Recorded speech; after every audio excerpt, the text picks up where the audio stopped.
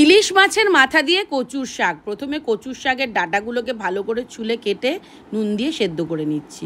ইলিশ মাছের মাথায় নুন হলুদ মাখিয়ে রাখছি। কড়াইতে দিয়ে দিচ্ছি পাঁচফোড়ন। পাঁচফোড়নটা ভাজা হয়ে গন্ধ বেরিয়ে গেলে দিয়ে দিচ্ছি নুন হলুদ মাখা ইলিশ মাছের মাথাগুলোকে খুব ভালো করে নেড়েচেড়ে ভেজে নিচ্ছি। মাথা ভাজা হয়ে গেলে মাথাগুলোকে একটু ভেঙে দিচ্ছি।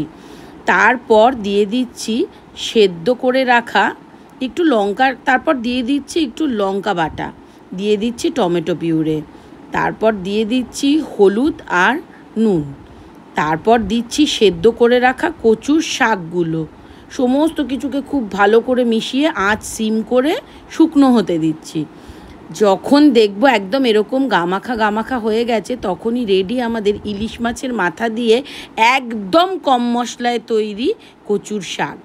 অনেক রকম মশলা দিয়ে তো আপনারা খেয়েছেন, একবার এরকম খেয়ে দেখুন বন্ধুরা।